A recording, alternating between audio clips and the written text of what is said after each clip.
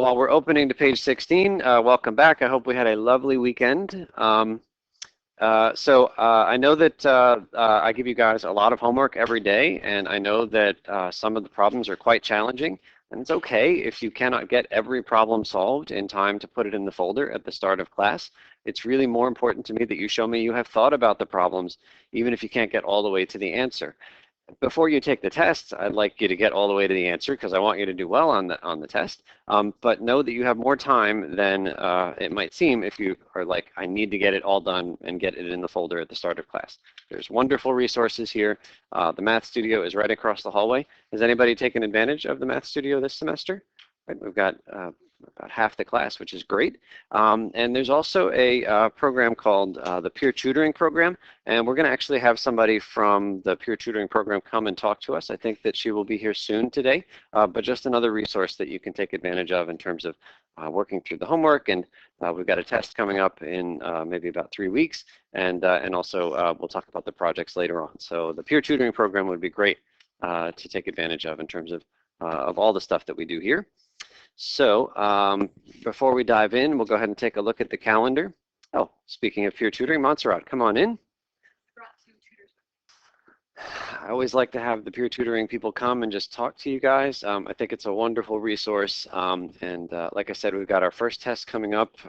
It's still a little ways away, but it is not too early to start preparing for it.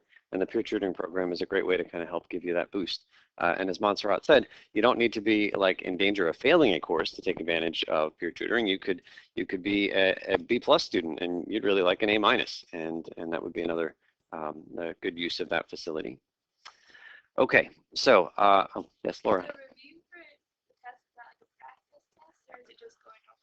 Good question. So let me, we'll mention that in just a moment.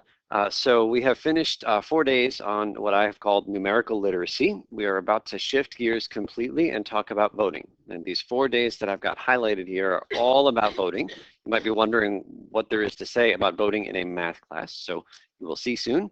And then after those 4 days, we have a full period review day for the test on October the 2nd. And then the test itself is on October the 4th. Okay. And in terms of the plan for that review day, let's see if we can find this real quick. Somewhere towards the end of your packet, there should be a list of sample test problems. I think it's right here. So you don't need to go here now, but if you want, on page 37, there's a list of sample test problems.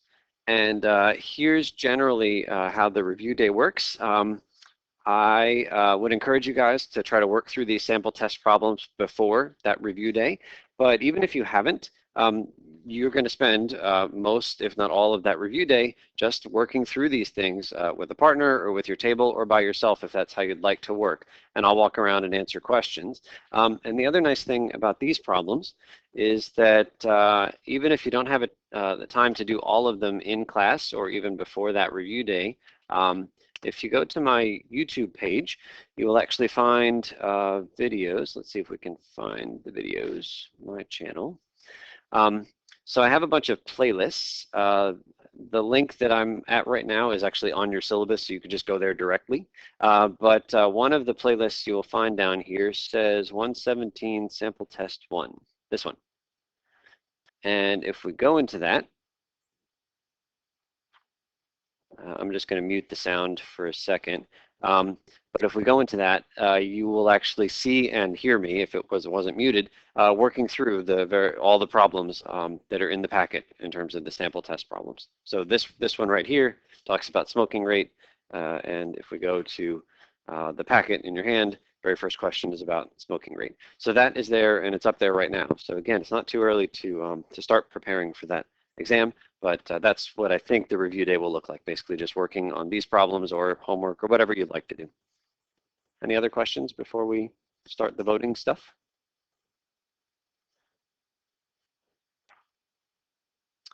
Okay, then let's go to, now we have to find our way back. What page were we?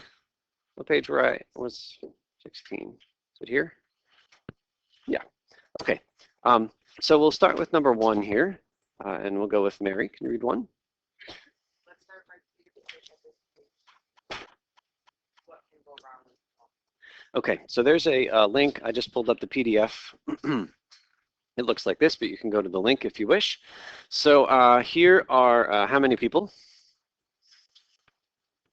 10 people, and these 10 people were asked to vote on what their preferred vacation destination was going to be. All 10 of them were going to go to one place. They're all going to the same place, and the choices are Hawaii, Florida, and the South Pole. And in terms of voting, again, it seems kind of strange that we're talking about voting in a math class, but normally if I give you those three choices, what would you do? You would pick one, right? You'd say, oh, I really want to go to Florida, or I really want to go to the South Pole, and that would be it, right? Where would these people end up going? All 10 of them, based on this vote. South Pole, because South Pole has 4 votes, Florida and Hawaii each have 3 votes, so the South Pole wins, right? But I would look at this group of 10 people and say going to the South Pole is not what most of them want. The South Pole is not representative of the will of the people. You guys with me on this?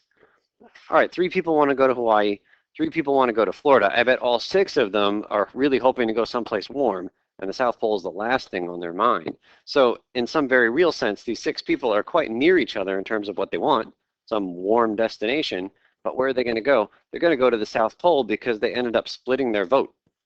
Maybe you've heard that phrase before, thinking about just like elections, presidential elections.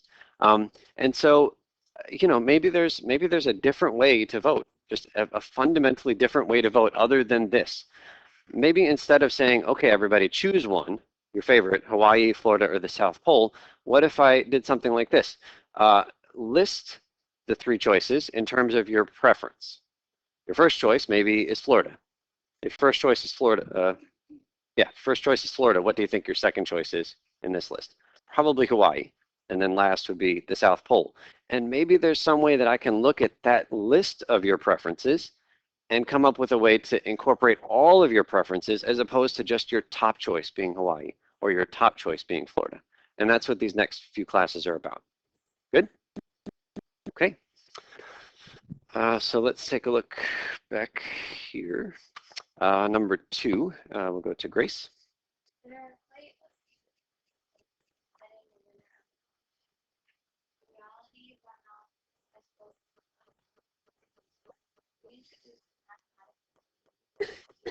Okay, thank you. You don't need to go here now, but on page 1 of the packet is a list of the 4 different ways that there are 4 different ways we will discuss to try to find the winner of an election. They have funny names: the plurality method, the board account method, the instant runoff voting method, and then finally one more down here, the method of pairwise comparisons. All of these things will make sense to us in the coming classes, but anyway, 4 different ways to count the votes. 4 different ways to try to find a winner to an election. And so this is the goal, is to sort of understand these 4 and talk about fairness as well. So that's where we're headed. So let's go to number 3, where we'll go to Mariah. Oh, hold on one second. Lucas.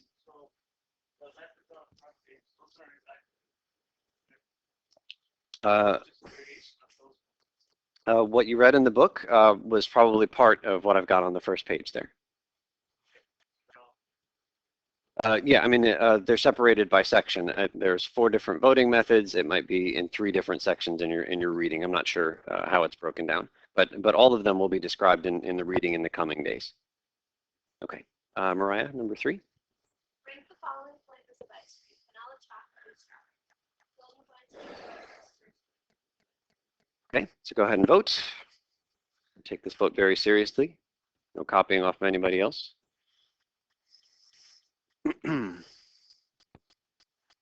Okay, everybody has their vote written down. We're locked in. Just in case you're wondering what the right answer is, I put it up on the board. How many of you got it right?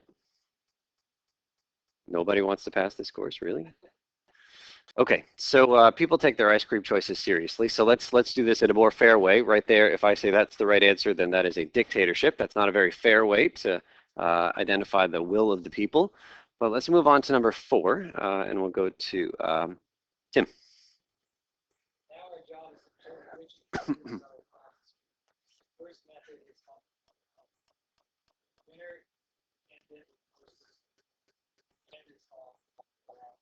Okay, so here we're only interested in first place votes, so you don't even need to think about second or third, but let's just get a tally of first place votes. Raise your hand if vanilla was your first choice. 1, 2, 3, 4, 5. I'll count me as 6. Raise your hand if chocolate was your first choice. 1, 2, 3, 4, 5, 6, 7. Raise your hand if strawberry was your first choice. 1, 2, 3, 4, 5. It's actually a pretty close vote. So who wins according to this thing we call the plurality method? Chocolate is the winner. It's got a fancy name, but it's something very familiar to you. You write your top choice down, whoever gets the most votes wins. So chocolate is the winner. Let's go to number 5. We'll go to Huck.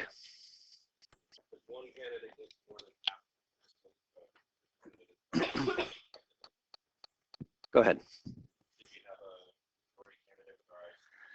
Okay, so majority means more than half. First, we need to figure out how many votes we had. How many votes did we have? We had 18 total votes. So how many votes is half? 9. How many votes is more than half? 10. 9 votes is not a majority in this class. 9 votes is exactly half. When we say majority, we're talking the person with more than half. Suppose that nobody likes strawberry and we were dead split. 9 people like vanilla and 9 people like chocolate. Do we have a majority? The answer is no. To say you have a majority, you need to have a clear winner, somebody with more than half. Okay, so 9 is not a majority in this case. 10 is a majority. More than half. So did one candidate, one flavor get a majority? No, which is okay. So we needed 10 to have a majority in this class. And let's see if we can answer these 2 questions down below in part C. Lucas? 5C.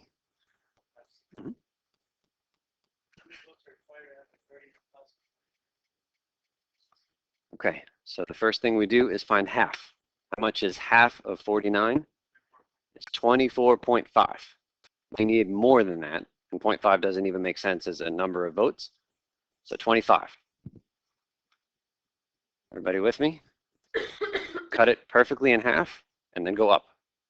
So 25 is a majority with 49. What about with 50? It's 26. Because we do half of 50 and get 25, that's not a majority. You need more than that. So we go to the next nice number, next integer, 26. Okay, number 6, Haley.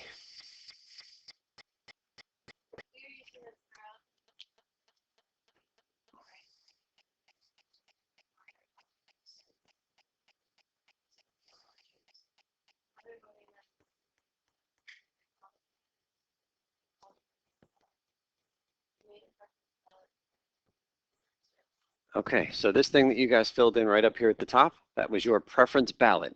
It is not just pick your favorite and don't tell me anymore. It is list all of the choices in your order of preference, okay? So it's a ballot, we know that word. It is called a preference ballot because you list all the choices in order of your preference. Now what we're gonna do is we're gonna list all of the preference ballots. So I wrote vanilla, strawberry, chocolate, but you guys wrote different things. And so we're gonna list all the different things. And when we list all the different things, it is called a preference schedule. So you can see here all 6 choices, all 6 possibilities. Every one of you is one of these ballots. So first, figure out which one you are, and then we're going to figure out how many of you were each of these, okay? Everybody find their ballot? Okay, if you are this top left ballot, raise your hand nice and high. 1, 2, 3, 4, 5, 6, which is quite interesting to me. I bet there's one person that did that. Raise your hand if you were that top middle ballot. How did we miscount? 2. How many people like chocolate best? Raise your hand if chocolate is your favorite. 1, 2, 3, 4, 5, 6, 7. Raise your hand if you were this chocolate, strawberry, vanilla. 1, 2, 3, 4, 5. Oh, it's 5. That's why. Okay. All right. First one, chocolate, strawberry, vanilla. Okay, one more time. This first one, nice and high. 1, 2, 3, 4, 5, 6. Second one, nice and high? Okay, I'm still really confused by this.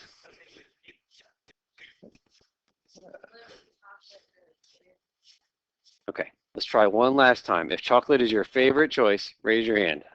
Can somebody else count these, please? That's 8? Okay. Whew. Okay, 8. All right. What's interesting to me is that if you have chocolate as your top choice, you are much more likely to prefer which one second? Strawberry. I mean, there is a clear, like if we just say, raise your hand if you like chocolate, we get 8 people to raise their hand. But if we look for more information, it's almost guaranteed that if chocolate is your favorite, then strawberry is next for you, and you're putting vanilla all the way at the bottom, right? 6 out of 8 people who really like chocolate put vanilla way down at the bottom. So at least there's more information. I don't even know what we're going to do with it, but we can count the ballots and get information. Okay, top right, raise your hand. Strawberry, chocolate, vanilla. 1, 2. Bottom left, strawberry, vanilla, chocolate. 1, 2, 3. Middle bottom, vanilla, chocolate, strawberry. 1, 2, 3, 4, 5. And then finally, I think I'm by my lonesome with vanilla, strawberry, and chocolate. Okay.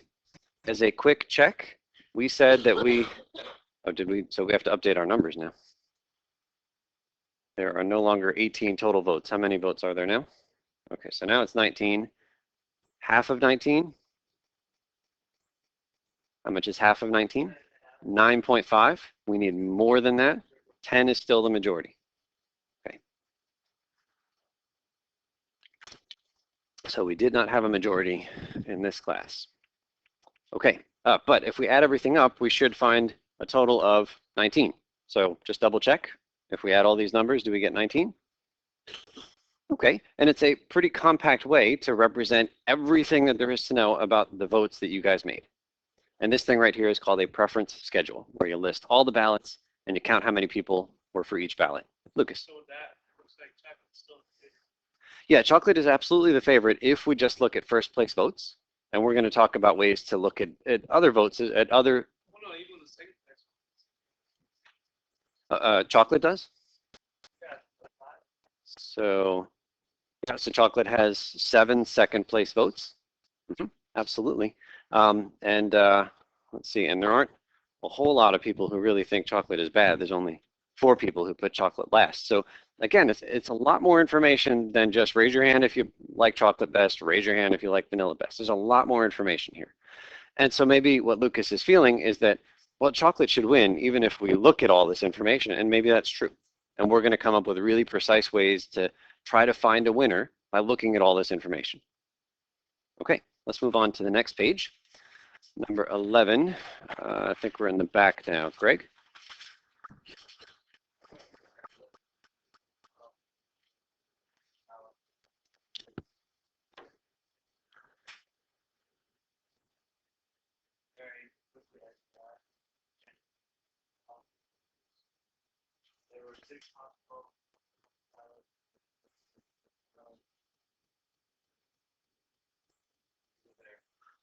Okay, so if we had 4 flavors instead of 3, we had 3 flavors, and how many possibilities were there on the previous page?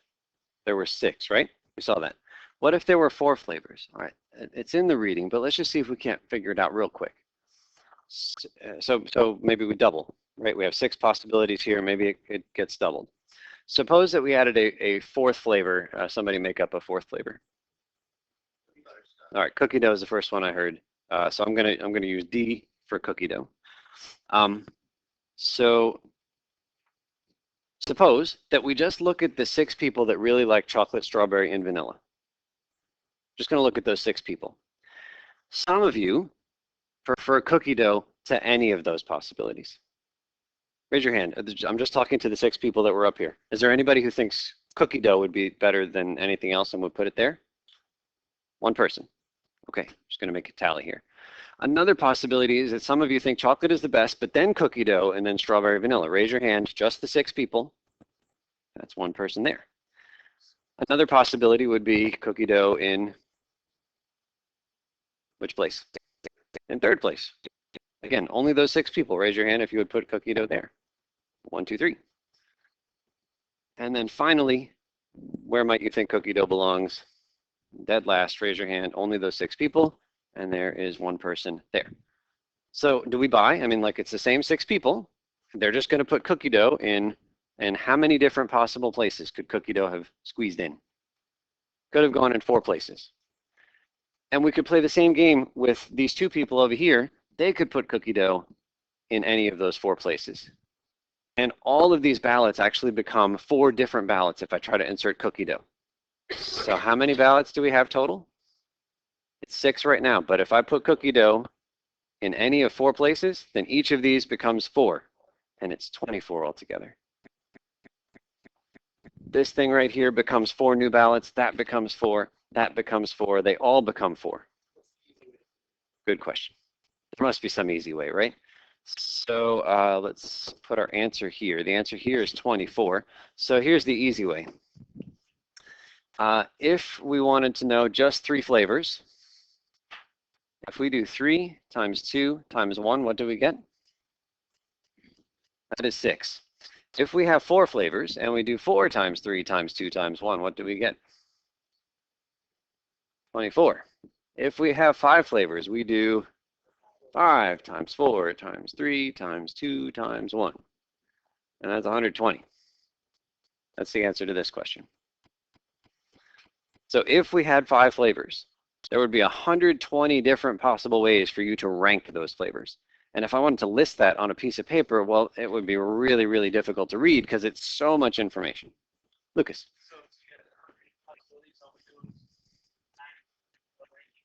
Yeah, you times the however many choices you have, and then you keep multiplying all the way down. That's right, Patty. This is 10 times 9 times 8, ... 2 times 1. That's the answer for 10. If anybody feels like typing that in, we'll get the number up here. Okay. So if there were 10 choices, there are about 3.5 million different ballots that you could choose from. So you can see it could become quite unwieldy pretty quickly. There is a mathematical notation because it gets kind of time consuming to write all those multiplications out. Here's the symbol that we use. It's 3 and then an exclamation point. This is 4 and then an exclamation point. This one right here is 10 exclamation point. Anybody know the name of that symbol in math? Got it. What is it? You got it. It starts with an F. It's called a factorial. So that's 10 factorial.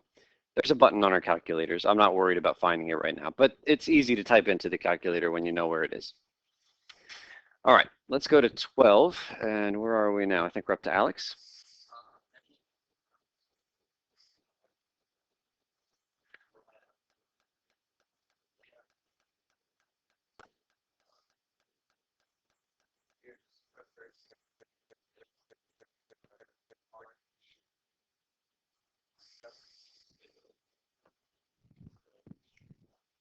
Okay, so just to be clear, that top row is everybody's first choice.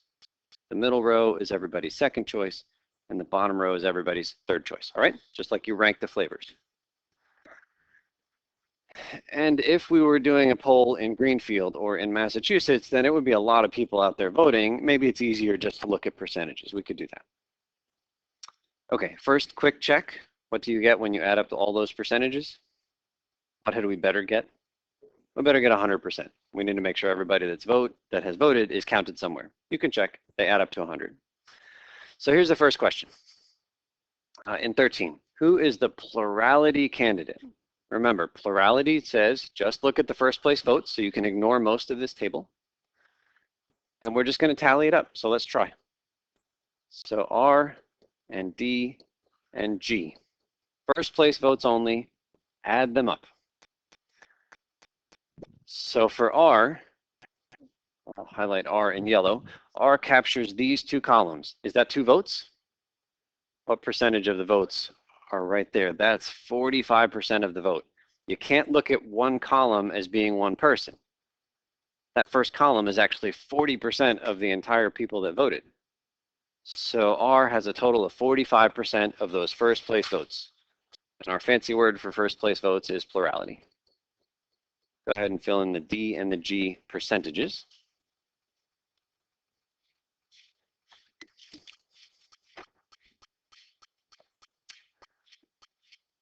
So D is those ones, and G is green, those ones. So what percent did D get? 40%. And then finally G, 15. Any questions on reading that information from the preference schedule? So say a little more. If G, they don't have a chance, don't like R, D to R. Yeah, it's a really, really good thought that Lucas is sharing here. So first, let me give some meaning to R, D, and G. I chose them to stand for Republican, Democrat, and Green. This election is not supposed to convey any kind of like political like angle that I have. These are just some made up numbers, but R, D, and G, we'll just pretend that those are three parties. And what happens a lot of the time, well, for a long, long time, all of the presidents that we've had have been in which parties? Republican or Democrat. We have a two-party system. Are there only two candidates that are going to be on that ballot in November? No, there'll be a whole bunch of people you never heard of.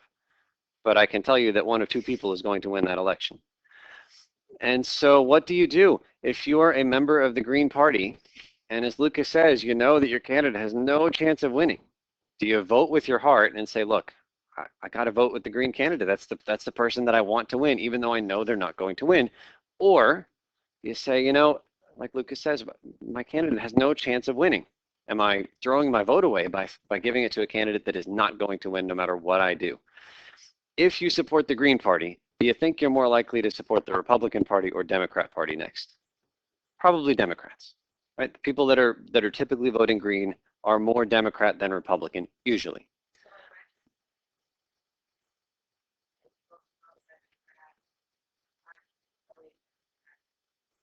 I bet that that's true for some people voting Democrat. They would prefer the Green candidate, but we used exactly the right word. Lucas said it's insincere voting, and I think that's in the book, where you say, hey, I don't think my candidate is going to win. Maybe I'll throw some votes. All those people who are doing this instead of voting, if they actually voted for the candidate they want, Mhm. there's pretty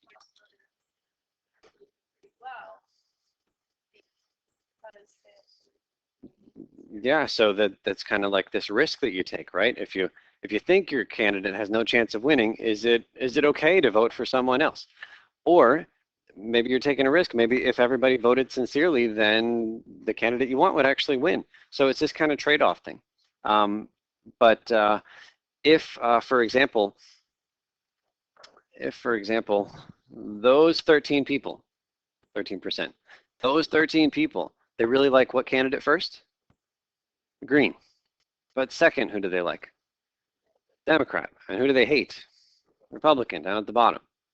So if they know they have no chance of getting what they want, which is the Green candidate to win, they could change.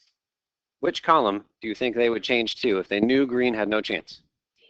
Yeah, it feels like they are more likely to go to that one. Green isn't first, but second.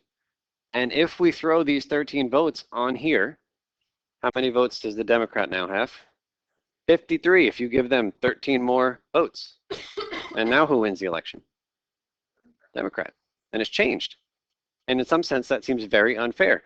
It seems unfair to the Republican because they won the election, right? They won. If people voted this way, Republican candidate wins. But if some people decide that they're going to vote insincerely, that changes the outcome of the election. That doesn't seem fair. And this is one of the problems with only picking your top choice, right? People don't have an opportunity to say, I think Green is the best, but I think Democrat is second best. They don't have an opportunity to say that at the poll, right? You punch one hole or you circle one name.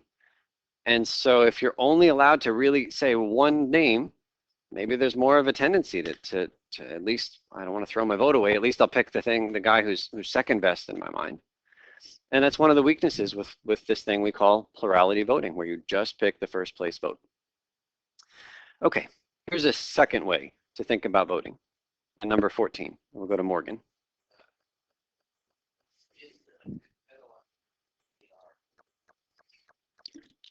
Okay, so let's take a look at this. This is oftentimes difficult for students to count when they're not exactly sure what they're looking for. I'm looking only at D versus R. Now, I'm going to tell you, whatever I get here, the two numbers that I get, they had better add up to 100%, right? Everybody prefers either D or R. It's just a matter of us trying to figure out what the preferences are. So let's look at the first column. I'll circle here. Who do these people prefer between D and R only? They really like R. This column, between D and R, who do they prefer? They prefer R. So far, so good. I'm going to circle in blue. Who do these people prefer between D and R? D, no problem. Who do these people prefer between D and R? D. So at the moment, how many votes does D have? Circled in blue? 40. And how many votes does R have? 45. Does this add up to 100%? No, I have not represented every single voter's preference. I haven't looked at the people who thought green was the best. Let's get out of the mindset of looking only at the first place slot. I want to know who these folks prefer between D and R only, and they have told us. We just have to be able to read it. All right, so I'll erase this stuff here, and let's look at the next column. Between D and R, who do they prefer? They prefer D. We look at the top choice, it's G. G is not in this little mini election that we're holding. Between D and R, D is above. So I'm going to circle that one in blue. Those are some votes for D. Does everybody see that? It's easy once you see it, but if you don't know what you're looking for, it looks like a foreign language. Those people prefer D to R because D is above R. How about the last column between D and R only? That's an R. R is above D. So let's update our numbers here. How many votes does D have now? That's 53. 53. And how many votes for R? 47. Does it add up to the 100%? Yeah, everybody's vote is up there. That's oftentimes a real good way to make sure you're not making a mistake. You got to make sure the election numbers always add up to the total number of people that voted. You can't ignore anybody's vote. Okay, so that's the score between D and R. Suppose that we look at D and G. Can you guys try to find the two numbers for D and G head to head? Count everybody's vote. Check in with your neighbors. What's the score for D? What is it for G? Okay, so let's come back together. What was the score for D? 80, and for G, 20. And again, a real quick check that better add up to the total. In this case, it's 100. Okay, so this is kind of interesting to me. If folks are only allowed to choose between D and R, who do they pick? They pick D. That's what we did first. If folks are only allowed to pick between D and G, who do they pick? D. So in a very real sense, D beats everybody in a head-to-head. Yes? But who won the election according to this purple where we just did first place votes? R wins. That's quite strange. R feels like they have the right to win the election. They have the most first place votes. That's how we count votes in this country. But in a very real sense, D has a claim to the election because D is preferred to every other candidate in a head-to-head competition. And that just seems fundamentally unfair, right? Both of them seem to have a claim to this election. All right, let's. We're going to jump down to number 16, and we are over to Nicole.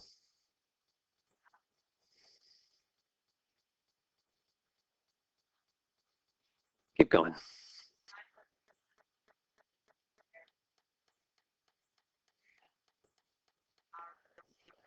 Okay, so the vocabulary is about to get really, really heavy. And trust me when I say it just takes time to digest, to process this kind of vocabulary that we're about to get to. When I first taught this course 3 years ago, I did not know the two things that we're about to read. It was new to me. I'd never heard of them before.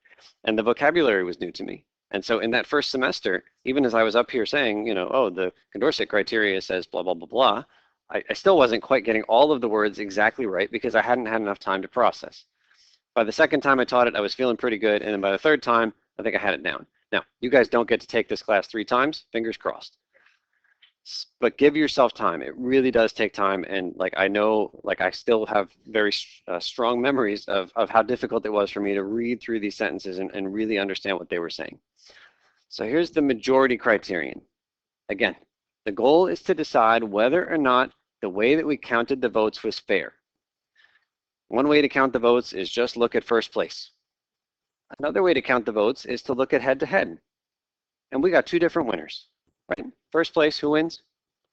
Republican. Head-to-head, who wins? Democrat. We just have to decide whether or not the winner that was declared was really the fair winner. Was it really representative of what the people had to say? So here are 2 of 4 things that's going to tell us whether or not an election was fair. Okay, the majority criterion. If candidate X has a majority of the first place votes, then candidate X should be the winner. Again, majority means more than half. If one person gets more than half of the first place votes, they should win. Does that seem fair? Yeah, it does, right? I mean, let's suppose that that 15 of us think the chocolate is the best flavor, right? Okay, but it hardly matters what the other 3 people think. There's such an overwhelming support for chocolate that it should win. Yes? That seems fair. So if we decided to count the votes in a very strange way, suppose that I come up here. I'm going to make up something ridiculous just to talk about how things could be unfair. Suppose that I were to say, okay, I'm going to give points. Whoever gets first place vote gets 1 point for that. And second place is worth 2 points, and third place is worth 3 points.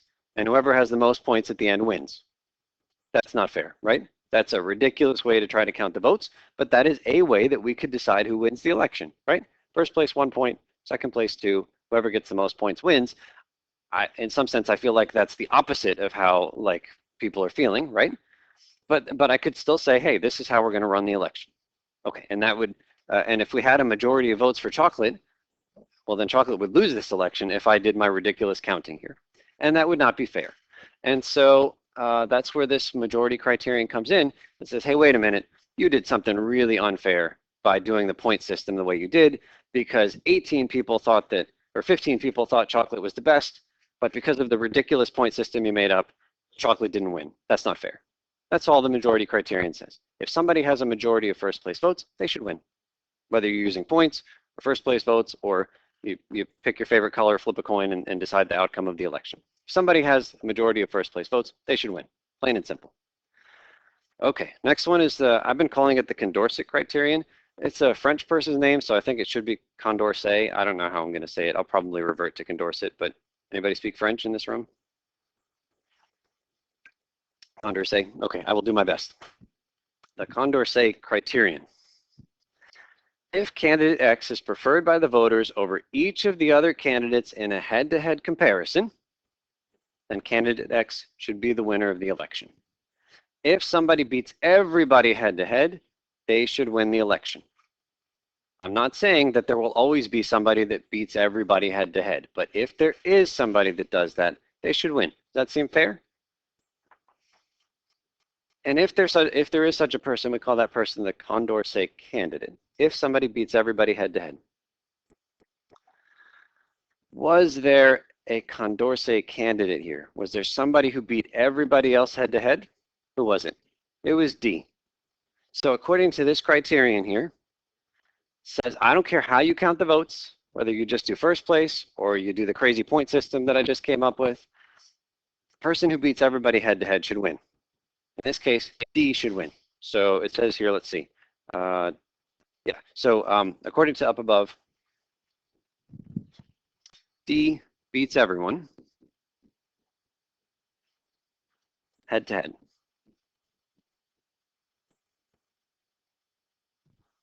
And I'll put here in parentheses just to kind of drive in some of this new vocabulary. D is called what? The Condorcet candidate.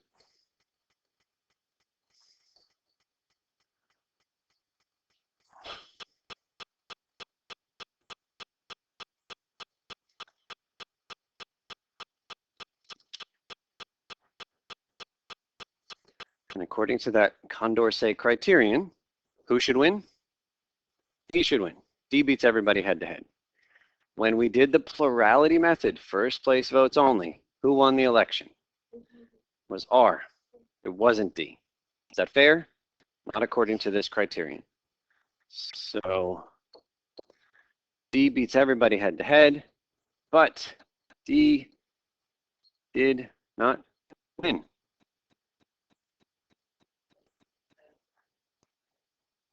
Yeah, D is the Condorcet candidate, but they didn't have a plurality of votes. They didn't have more than anybody else in the first place votes.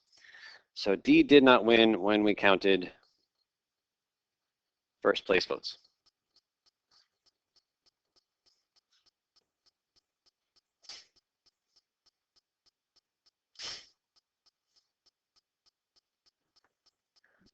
And so if I can give you one last sentence with vocabulary that is very new to you, the plurality method violates the majority criterion. A lot of phrases in there that are new. Plurality just means first place votes. It is very comfortable to us. We do it all the time when we elect. We're just giving it a name. Plurality, first place votes. That's what you guys need to have in your minds. The plurality method violated, oh, I'm sorry. That is not true. Sorry. The plurality method violated the Condorcet criterion. We have two different criteria up here.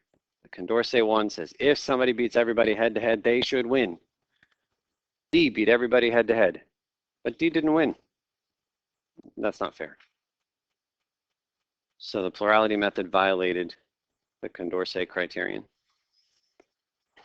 I know it's a lot of new vocabulary. Stick with it. Be patient with yourselves. Let's think about this other question, the one that I've kind of crossed off here. Does the plurality method violate the majority criterion? Let's remind ourselves, this is quite new. The majority criterion says if somebody has a majority of first place votes, they should win. If we only look at first place votes, which is what the plurality method does, if somebody has a majority, will they win? Of course, if they have more than half the first place votes, and first place votes are the only thing we count, they'll win. So the plurality method never violates the majority criterion. It can't. If somebody has most of the first place votes, more than half, they'll win, because that's all that we're counting.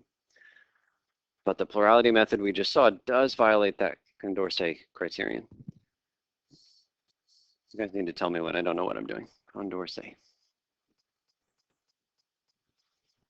So lots of vocabulary, very, very new. Be patient. Okay, 18. Morgan, did you read? You did. Nicole, did you read? You did. Patty, 18, please.